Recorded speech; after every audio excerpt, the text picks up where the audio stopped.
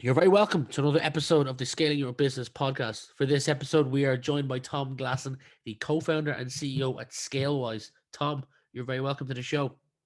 Oh, great to be here, Rian. Thanks for having me. Great to have you, Tom. Typical fast in the show. We spend the first couple of minutes getting to know the guest, and then we jump into all the good stuff. From what I can see, you went to uni in Gloucester. Gloucestershire. Yeah. Gloucestershire. Thank you. Wow. I knew I'd mispronounced that when I saw it. I can say it in my head. I just when it comes out of your. A good attempt. Yeah, Yeah. no, you were nearly there. It, is that where you grew up? No, it's not where I grew up. No, I have a strange growing up kind of background story. So I actually was born in Devon, but I only spent six months, I suppose, of my life there. And then I spent my first 4 years of my life in Malaysia. Wow. And then the kind of from 4 to 8 in Singapore. So I grew up in Southeast Asia really for those early formative years, and then I landed in Leicester, strangely, when I was 8. Okay, so I've never been to Devon, but from all accounts, it's a beautiful part of the world. You're actually not too far from it if you still live around that area. I'm I'm assuming not. Yeah, I'm in Leicestershire now. you're so you've when you came back at 8, you've stayed in Leicestershire since. Pretty much, yeah. Wow. I mean, I spent 12 years in Bristol, which is where my kids were born. So I've roamed around a bit, I think it's fair to say, but I've landed back in Leicestershire, which is kind of like I suppose my home, certainly from the age of 8 to 17, 18 it was. Well, it could have been my home. I was actually born there and left at the age of 2 years old because my parents are Irish and they came back to live in Ireland. So I was raised in Ireland, but born in Leicestershire. There you go. So tell me this. I've now found out where you grew up. You spent some of your childhood in Southeast Asia and you're back in Leicestershire now, but you studied sports psychology at uni. But if people were to look at your title and particularly the last kind of 2 decades of your work, they might be confused because it's all sales related or marketing related or entrepreneur led. So why did you decide to pick sports psychology? Well, I don't think anyone goes to uni thinking I'm gonna become a salesperson, right? It just doesn't happen. Certainly not back in 1999 when I went to uni, anyway. So I was a keen sports person. I really enjoyed playing all sports. Racket sports was my thing though, growing up. And when I went to uni, I wanted to study something that I was passionate about, and sports psychology in particular was something that I had a real interest in. I think I'd learned through playing a lot of sport as a child and through my early adulthood that a lot of it was a mental game. Of course, you've got to put in the hours, you've got to put in the practice, you've got to work on your technique. But actually, if you could control your mindset, both in game and pre and post, actually that made a big difference. And so sports psychology was just something I was passionate about. So I thought, you know what, I'm going to study something that at least when I get up in the morning and I head into a lecture, I actually want to be there, versus a lot of my mates at uni that kind of didn't want to be there, but enjoyed the piss up as it was. So yeah, that was sports psychology. And actually it lends itself really well to sales. And this is something that I think I've learned through my career, my sales career, is that selling is very much like a sport. You're dealing with wins, losses, rejection, managing that mental state, putting in the practice and the hours, developing new skills. And for me, actually that transition from sports psychology to sales, I think has served me really well. So post university, you jumped into some sales roles. A couple of questions around that before I get into the sales led questions. How did you find out, one, that you had a knack for sales or were good at sales? And before that, how did you even end up in sales straight out of sports psychology? Because most people would go into a job related to what they well, not most people, some people would. I didn't, but some people do. Yeah, well, I think kind of, how did I realize I had a knack? I think when I look back to my childhood, I think selling was kind of in my blood from quite a young age, to be honest. Probably my earliest memory of doing deals is when I was about 8 or 9, when I first moved to the UK. And I used to collect those kind of Panini sticker cards. And I had a pretty good knack of kind of trading my unwanted cards for sweets in the playground. And I think I was pretty successful at it, actually, looking at the photos of me at that age where I was pretty chubby. But then I think as I kind of transitioned through school, I got to 16, I was like, I want to make some money. I really felt the need, but I also wanted to win. I've always had a desire to kind of compete and win, I think. And when all my friends started going to uni after college, I decided that I wanted to take a year out. and earn some money in a sales role. So I ended up joining British Gas, big supplier, obviously, of energy and heating in the UK. I was in a massive call center in Leicester, actually. But there was all these call centers dotted around the UK, and I think there was like 800 reps, all selling kind of boiler service contracts. One big national leaderboard, and the top 10 performers each quarter, often got some really nice rewards and trips. And I kind of quickly worked out that it was a pure numbers game. It was all about the number of dials you could make, but also what time you got into the office made a difference in terms of getting those connects as well. So I used to get in early. I used to stay late. And I think just my work rate, and maybe a little bit of skill, but probably predominantly my work rate meant I did really well. I was there for a year, that year kind of between college and uni. And in 3 of the 4 quarters, I ended up finishing in the top 10 nationally. Like I was only 18, but I won some incredible trips to Amsterdam and Paris and Rome. And, it was kind of 5-star hotels, all expenses. And because I was only 18, I think that really is what cemented my love of sales and, winning deals, making money, that first sales job. Amazing. You've listened to some previous episodes in prep for this, you told me via email. And if you have, you'll know that I like to dive into previous roles. If you see me look to the right of my screen, I'm just reading some notes, some pointers. You spent over 5.5 years at Brightpearl is the role that I want to start with. Yeah. You started as a sales director there, and you worked your way up to SVP of global sales. So I've got a few questions here. One was, what was your transition like from director, which I'm assuming kind of like frontline manager, into leadership? Any challenges or obstacles that you came up against that you're happy to talk about?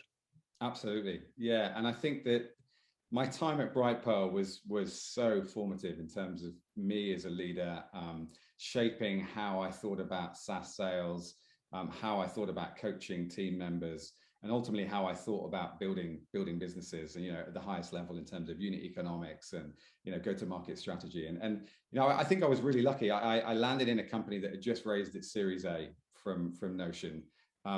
I'd come off the back of probably the most awful 3-year stint in an enterprise sales role at a company called Atos, where I won't go into bore you with the detail, but I left that role highly stressed. Probably at the edge of my anxiety levels. I had the worst boss, like just the worst boss you could possibly imagine. And I ended up getting signed off with stress. But a guy that I met whilst I was at Atos was the founder of Brightpearl, a guy called Andy Mulvena. And he spotted in me someone that he thought would be a kind of scrappy early sales hire for him. Someone that's willing to roll their sleeves up, which you have to, right? When you're getting in early. I mean, there was a team of like two sales reps there when I joined. So I was really, I was rep number 3, doing the deals, going out there. But I think actually that experience I had, those 3 years at Atos, as horrific as they were, I think they shaped a lot of what I became as a leader in terms of how I wanted to lead teams. I basically wanted to be the polar opposite of the boss that I was going to say, how you didn't want to lead teams was to do exactly what he or she had done. Exactly. And I think I realized just the massive impact that leaders can have on their team members' lives, both inside and outside of work, quite frankly. There's a ripple effect. And it certainly was the case for me when I was facing that boss. It impacted my relationships, my friends, my sleep, like you name it. So I kind of went on a personal mission to be the best leader that I could ever be, and that people would want to show up for work for, that I could be that positive ripple effect that would transcend positivity through people's lives. And so I very quickly in that role, started to get hold of the kind of 2 guys that were in my team and really supported them, coached them, but whilst carrying a quota as well, which is always challenging. You're trying to be a leader and you're a player manager. And I have sympathy for anyone, by the way, that has player manager responsibility in a team of more than 6, because that, by the way, that's a really tough role to do well. But I was lucky that I was tasked with building the team quickly. So I went from 2 reps to 6 reps to 10 reps within the space of probably 6 months, 8 months or something. which meant I had to then put in my kind of leadership layer underneath me. So I was very lucky. My first sales hire, a guy called Stuart Pick, absolute legend, still at Brightpearl now, 11 years later, as VP Sales. But I hired him as my first AE. And I was really, really lucky with Stu, because he became then my sales director as I became the VP of Sales. And it was all about coaching and developing other leaders for me. And so how can I take what I've learned about being a leader? And by the way, I was a leadership geek, helped by the fact that my wife is a leadership development consultant for her careers. And so how can I take what I'd learned as a leader and impart that knowledge, that experience, and coach other leaders? And that's essentially what I did, whilst also, trying to, where possible, hire people that were better than me. And that was a key, I think a key theme throughout my career over the last 20 years. And I can talk about Revenue Collective as well, which has been another massive influence and impact on me as a leader and my career more broadly. I'm going to get to Revenue Collective in a minute. I've got one more question from your time at Brightpearl that leads nicely into what you've been speaking about. When I talk to VPs or frontline directors who manage teams, there's a couple of topics that come up that they say, there's a drop off or people aren't engaged. And two of them that come to my mind are VPs have said when they mention accountability or role play, there seems to be a massive drop off. So what have you seen that when done right, take role play, like weekly role play sessions, or accountability, building accountability partners within a team of SDRs where one SDR is held accountable to another SDR, held accountable to another SDR. What have you seen that like there's a negative impression on accountability, potentially storytelling or role play, that when done right in a company can have a huge difference on that team hitting target?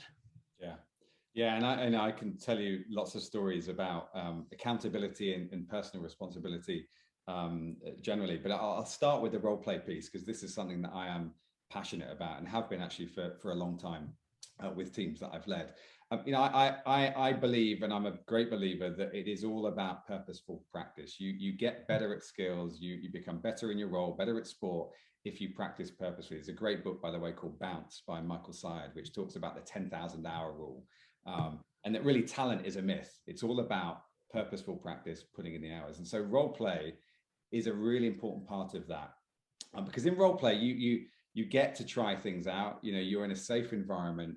And you get to really go through the motions of what you would be doing when you're on the call, but in a way that hopefully other people, that are in that role play can learn from as well. So every week, without fail, we would do our role plays as a team. And we do the whole black hat, white hat thing. Mark Roberge talks about it in his book, The Sales Acceleration Formula. So, we would be, so one person would be providing positive feedback, another one would be providing constructive feedback on that role play. So it's not all down to me. That's kind of giving them responsibility to learn as peers, to coach as peers, to develop each other. I would chime in, when I felt it was required, but this is about creating a team coaching environment and a peer-to-peer coaching environment, which is so important for culture. So, we would do that consistently every Wednesday afternoon, and we would rotate the black hats and the white hats. We would rotate the role players, but it became a really important part of our culture. Actually quite good fun. We'd always get pizzas in and a few beers, and it was after work typically. So,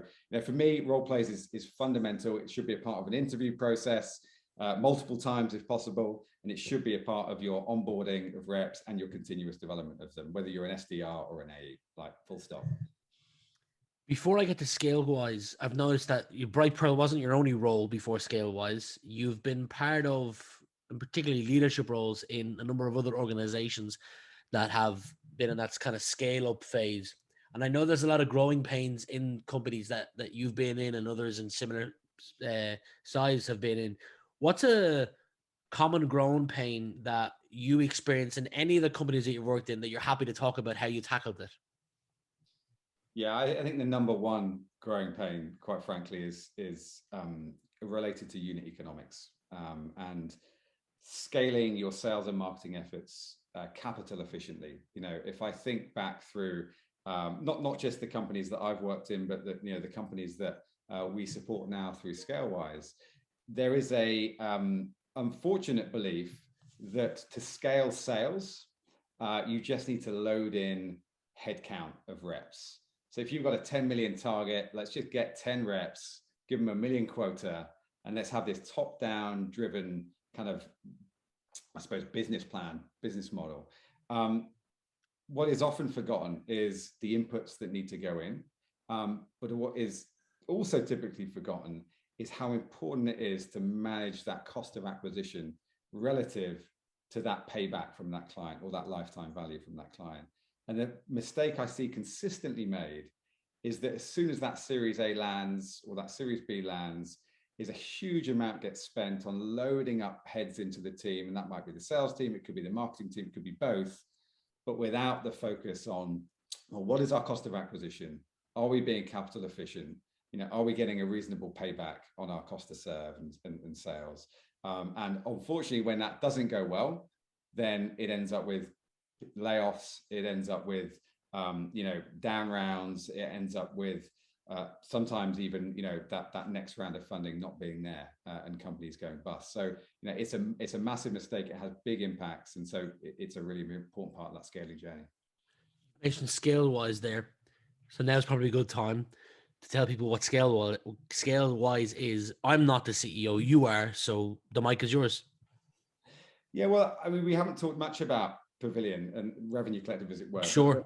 But through building the London chapter of Pavilion, and I founded the chapter back in 2018, really to scratch my own itch, right? Because I wanted to network with other revenue leaders and learn from them, share my challenges with them, and just find a safe space to talk through the challenges in role. But through building the community, and we've now got over 700 members in London, I suppose I recognize we just had some exceptional talent in the group, serial VPs, CROs, and people that I thought, could be really useful to startups that maybe lacked the right scaling expertise internally. So I wanted to find a way of unlocking that expertise to help really many more companies scale in the right way, because as I said, there's a lot out there that really struggle to scale and hit some serious bumps in the road. So, but I also realized the other thing I kind of saw was that there's a ton of revenue leaders now who actually want to build a more kind of flexible portfolio career, rather than kind of putting in blood, sweat and tears into a single startup with, quite frankly, pretty shitty job security and possibly even shitty equity as well. And we know how kind of tenuous the VP sales role is. It's like now down to 17 months, I think, as a kind of stat in terms of average tenure. So I could see that there are all these really experienced revenue leaders who wanted to advise or coach or consult or build a fractional career, which gives them that flexibility and kind of less stress than being full-time employed. But I think part of the challenge for these experienced leaders is how and when to take that first step from full-time employment to a portfolio career. I suppose it can seem like quite a daunting task, giving up that salary and having to find enough work whilst balancing business development and contracts and invoicing and payments and everything else.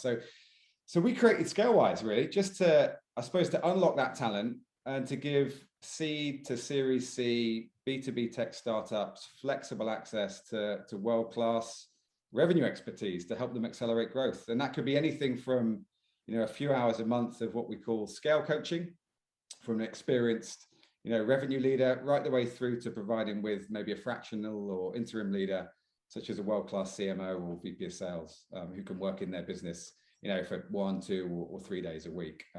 So yeah, that's what we do. And we take care of things like, business development, contracts, invoicing on behalf of what we call our scale experts. So they don't have to worry about that stuff. And it's, I would say we've only been going 2 years, but it's been amazingly satisfying.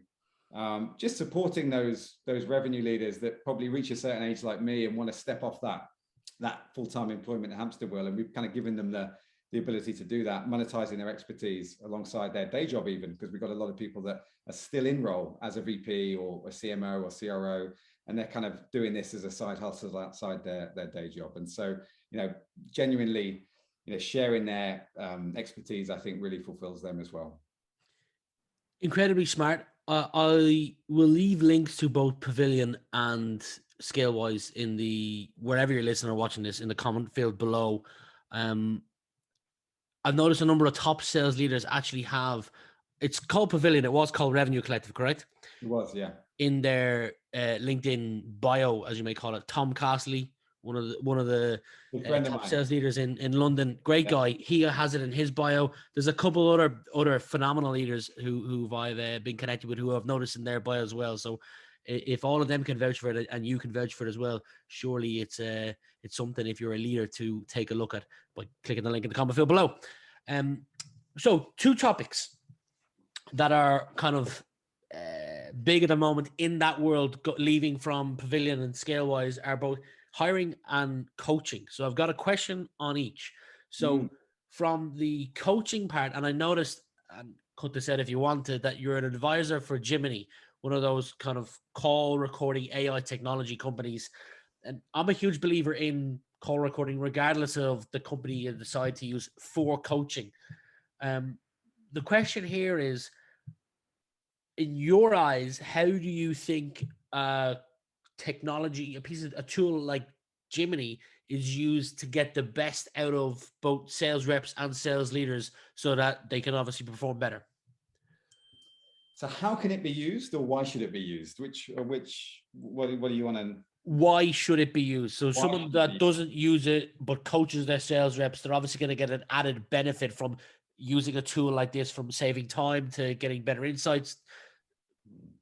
Yeah. I think that the number one thing that a tool like Jiminy does, or Gong, or there's others out there, is it gives you a really simple way to see what's exactly happening within the deals that your reps are working on. And what I mean by that is everything is being recorded, everything is being transcribed, and quite frankly, it becomes a really, really quick and easy way of then coaching those reps, because you can dive straight into the Jiminy dashboard. You can search for keywords like competitor words, objections, and you can dive right into that segment of the call and listen to actually what was said, and then maybe coach around what they could have said or what they could have done differently. So I think the primary point is it makes coaching easy.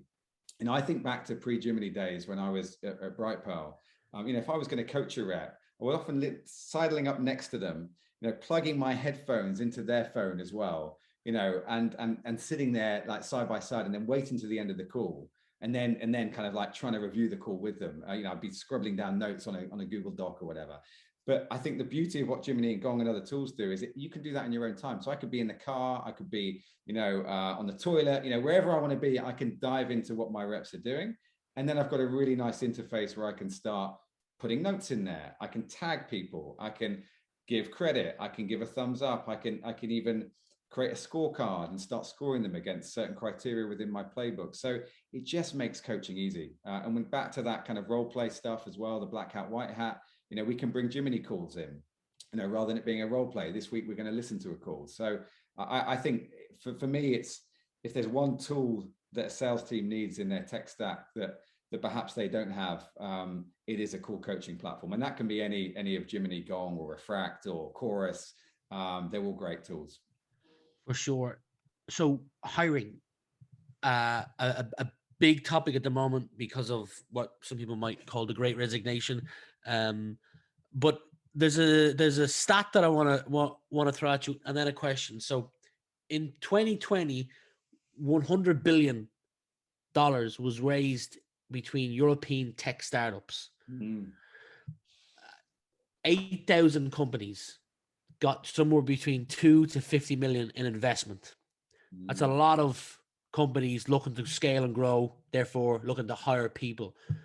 So the demand for people is at a real high, but the supply of, or the availability of top sales talent is not reaching or equaling the demand.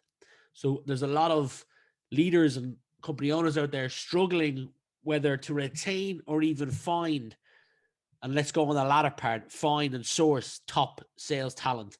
And that could be because you might, outsource your hiring to an agency who have 50 to 60 clients. And when a real top sales rep comes along, they might decide to give it to someone else because they're being paid more by this sort of competitor. And you're not even seeing that. So in your eyes, how can kind of the scale up companies that decide to leverage Scalewise, how can they put themselves in a better position so that when top talent does come around, they can attract more of it, or they can go out there and be able to find top talent so that they're not one of the kind of forgotten figures of the 8,000. They're one of the 8,000 that, like, you know, uses the investment and continues to grow.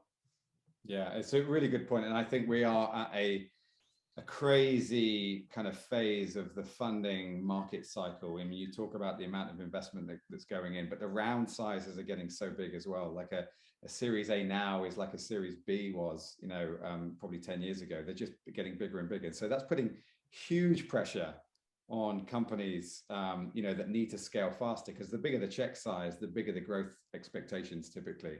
But also the amount of companies that are being funded means that there is, as you say, massive competition for talent, and there is a supply crisis, I think, within tech at the moment. And I was just coming off a call with Kate Lewis, who's my Manchester Pavilion chapter head, and she's trying to hire like 3 SDRs and 2 AEs, and she's just, and I hear it every day, like everyone is struggling. So how do you fix it? Well, I think one of the ways that I think you need to be looking internally more often than not for the solution. So, you know, I think there's a big challenge right now in terms of hiring senior people, you know, people with experience. And so how can you find someone internally and support them to level up so you don't need that senior person to come in? And that's really a lot of what we're trying to do at Scalewise is providing expertise, people that have been there, that are more senior, that can support those perhaps more junior people to step into that next role. So you're not always looking externally for the senior hire. And we got some great examples of that. We had a head of marketing last year. Well, it was the CEO that came to us about their head of marketing. You know, they really need a CMO. They've been looking to hire a CMO for 9 months. They struggled, as everyone is, to hire CMOs. And they said to us, look, can you get us a CMO coach that can support this lady? She's got great potential. She's just not at the level. She's not been there, done that. And so we worked with her over a period of 3 or 4 months. You know, it was a few hours of coaching, you know, a month. And what was awesome to see is that this woman went from head of marketing. She then got promoted to CMO 6 months later. They ended up doing their biggest quarter out of the US as well. And quite frankly, what that message that sends to the team internally is that we develop our people and we help them to level up. And I just think there's no better message than that when you're trying to attract talent as well. So if you're thinking about going out to the market, what a great story to tell, that you can say, well, this is how many people we've promoted. This is how many people have, you know, been with the company and moved on to the next role, the next challenge. And quite frankly, that's what people want in their role. They want to be pushed. They want to be challenged. They want autonomy. They want mastery. They want purpose, right? So I think if you can invest in people in that way, help them level up, hopefully you're slightly less reliant on going to the open market to find new people. You're always going to have to find new people, but if you can reduce your, I suppose, your sights on how senior, how experienced they need to be, it becomes easier. And then you can support them with a coach, you know, via Scalewise or any other method to help them level up. But I think the other thing I would say is, you know, in this current market, you've got to be really creative about how you attract talent. And I think there's, you know, there's companies that I think now are doing some interesting things around benefits, and obviously flexibility is a big thing in terms of where you allow them to work from. I was talking to Tom Castley recently. He's got SDRs working in strange places, far-flung places of the world. And so, you know, I think what COVID has done is accelerated people's desire to have flexibility. And I think you've got to bake that into your benefits, into your ways of working if you're going to attract talent now. It's a fundamentally different landscape in terms of what people are looking for.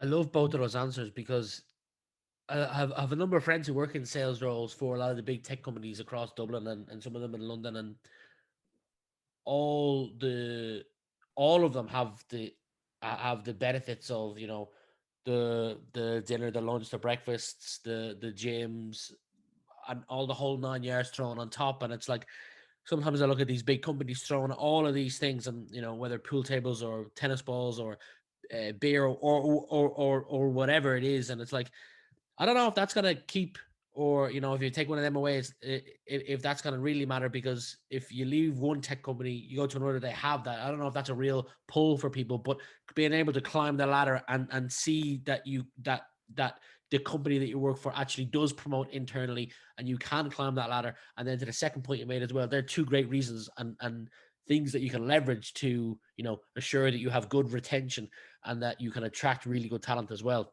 Yeah, and it's the same as what Sales Impact Academy is doing. I'm a founding coach on the platform there. Paul Pfeiffer is a very good friend of mine, and I just think what they're offering to companies should be biting their hand off, really, because that way of learning is such a great way of upskilling and training reps, whether that be SDRs, or I teach you the AE course, managing the complete sales cycle. And I think that investment in team members is only going to help them be better in their role, find more joy in their role. They're going to retain hopefully longer.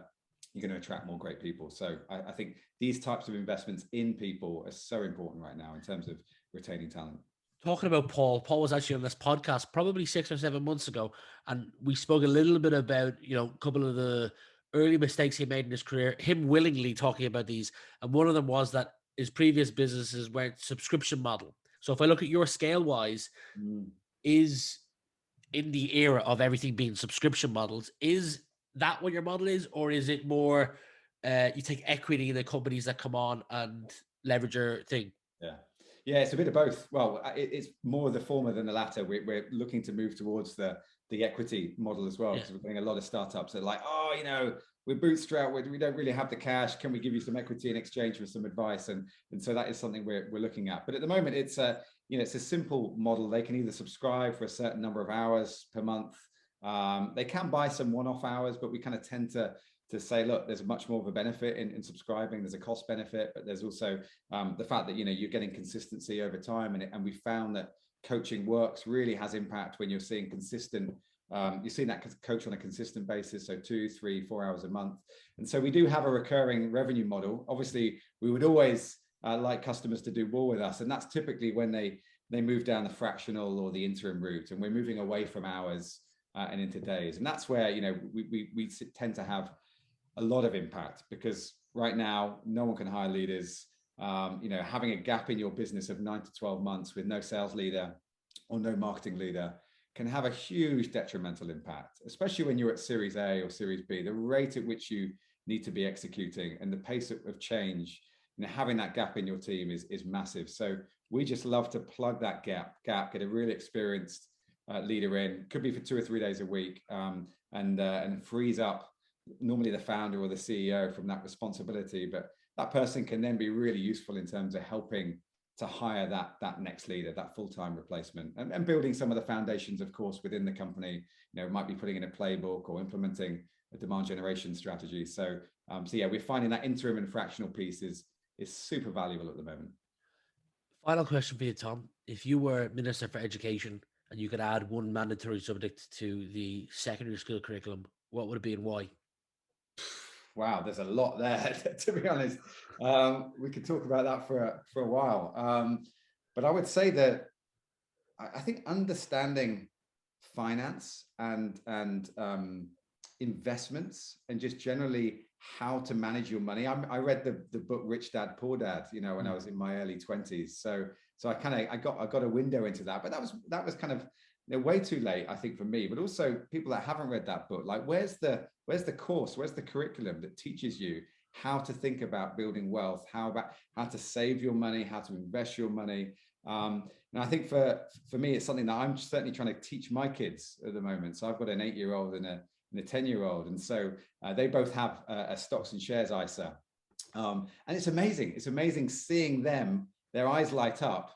If they put £50 in, I'll put £50 in, so I'll match their kind of deposit into the bank. But then when they see it's gone up by 10%, 15%, there's just the realization, I think, that you can make your money work for you. You don't just have to work for money, right? Yeah. And I think it's that kind of education that kids need earlier in their life. And I think just the beauty of having your own business as well, and something that I probably came to a little bit later in my career, but building that equity in your own business No one's ever going to get rich on PAYE, right? That's just not going to happen. You've got to be very, very lucky. But I think building your own business is something that I'm trying to teach my kids to think about as well. So yeah, I would say financial management and investing is something that should be on the curriculum for sure. Great answer. Tom, it's been a real pleasure having you on the show. I'll leave links to everything we mentioned below, your course in Sales Impact Academy, Pavilion, Scalewise, anything else you want to mention or include below, just drop me a message afterwards and I'll make sure to leave a link. But for now, thanks for being my guest and I wish you continued success. Great stuff. Really enjoyed it. Thanks, Rian.